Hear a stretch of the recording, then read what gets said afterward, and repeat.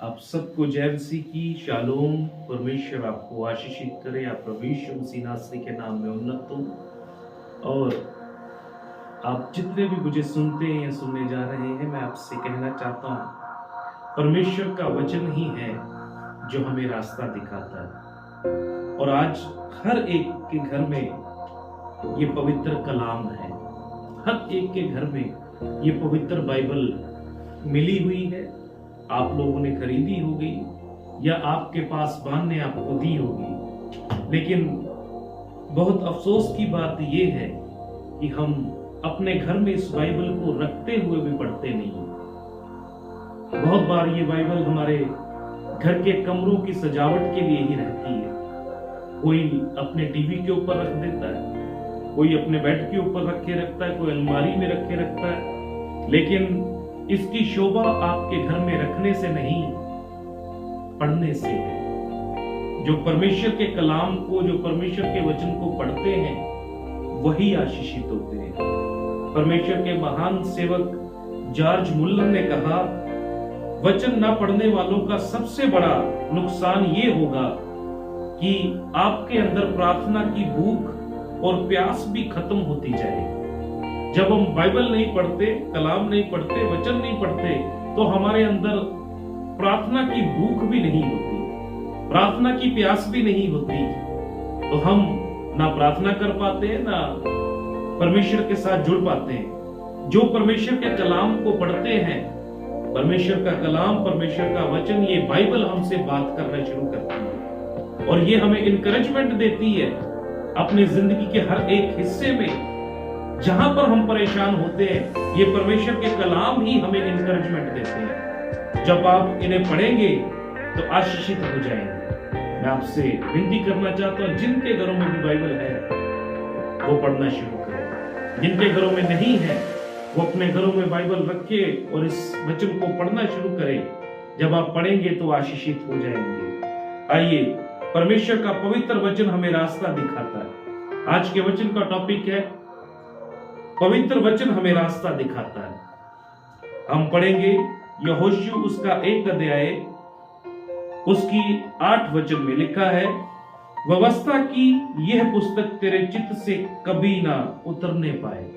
पहली बात इसमें यह लिखी कि जो व्यवस्था की पुस्तक है, जो आज्ञाएं हैं, जो परमेश्वर के कलाम में लिखा हुआ है, जो आपको सिखाया जाता, या जो कुछ भी आप पढ़ते हो, कोई भी बात आपके चित्त में से उतरने ना पाए, यानी कि आपके मन में से वो उतरने ना पाए।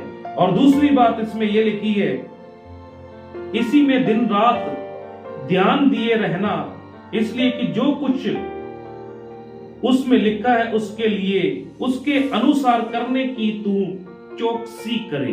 दूसरी बात, चौकसी करना। दूसरी बात, परमेश्वर का कलाम कहता है, जो कुछ इसमें लिखा है ध्यान से इसे पढ़ना, ध्यान से इसे सीखना, और जो कुछ तुझे सिखाया जाता है इसके अनुसार चलने के लिए चौकसी करना अपने जीवन की। तीसरी बात, क्योंकि ऐसा ही करने से तेरे सब काम सफल होंगे।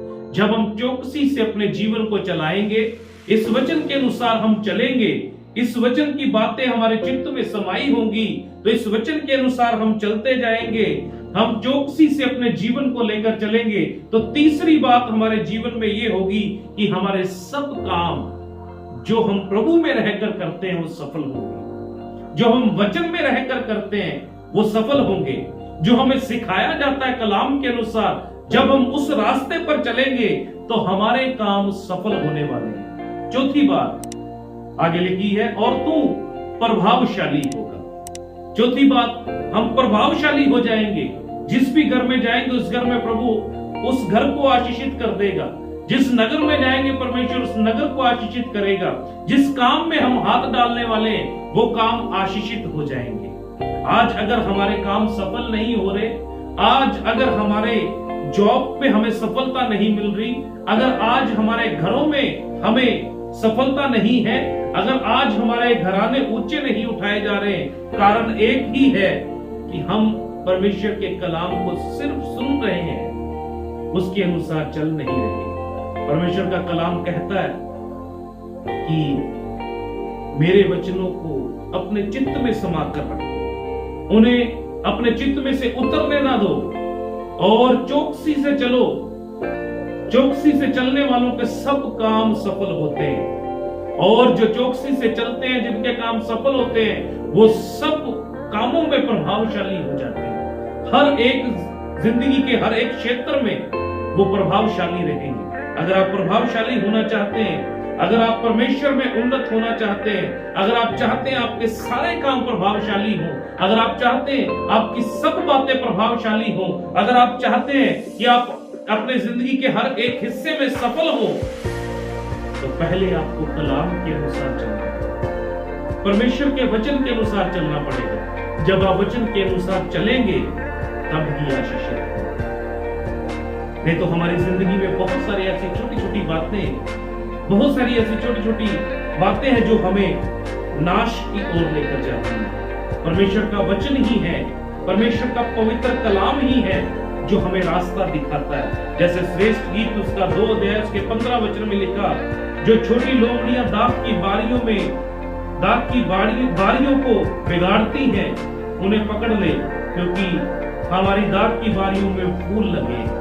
ये छोटी छोटी लोमड़ियां जो हमारे बीच में है, जो हमें झूठ बोलने पर मजबूर करती, जो हमें ठट्ठा करने पर मजबूर करती, जो हमें गलत गलत बातें बोलने में मजबूर करती हैं, ये तब होता है हमारे जिंदगी में जब परमेश्वर का वचन हमारे अंदर नहीं होगा। जब हम खाली होंगे, जब खाली होंगे तो हमारे अंदर ये गलत गलत बातें घुस जाएंगी और हमारे अंदर के खेत को, जो परमेश्वर के कलाम के लिए रखा गया, जो परमेश्वर के बीज के लिए रखा गया, जो परमेश्वर के वचन के लिए रखा गया, जब कलाम अंदर जाता, बीज अंदर जाता, तो ये देह जो है, ये अंदरूनी देह जो है, ये फलवंत होती है। और इसी फलवंत देह को, इसी अंदर जो फलवंत देह है, इसी को नाश करने के लिए हम छोटी छोटी लोमड़ियों को आज्ञा दे देता कि वो हमारे जीवन में आकर उन सारे खेत को बर्बाद कर दे। परमेश्वर नहीं चाहता कि हमारे अंदर से ये खेत बर्बाद हो। परमेश्वर नहीं चाहता जो फल हमारे अंदर वचन के द्वारा लगे हैं वो नाश हो जाए। परमेश्वर चाहता है कि हम और फलवंत हों। ये तब होगा जब आप वचन के अनुसार चलेंगे, जब आप चौकसी से चलेंगे, तब आपके सारे काम सफल होंगे और आप प्रभावशाली रहेंगे। परमेश्वर के वचन के अनुसार चलें, क्योंकि वही है जो हमें सच्चा और पवित्र मार्ग दिखाता है। अगर आज आपके रास्ते खराब है, अगर लगता कि आप भटक चुके हैं, तो वापिस आ जाएं। परमेश्वर का कलाम आपको रास्ता दिखाएगा। प्रभु में उन्नत हो, इन वचनों के अनुसार चलें और चौकसी से चलें, तब आपके सारे काम सफल होने वाले हैं और आप प्रभावशाली होने वाले हैं। परमेश्वर आपको आशीषित करे। आप प्रभु यीशु मसीह नासरी के नाम में उन्नत होते रहें। सबको जय मसीह की।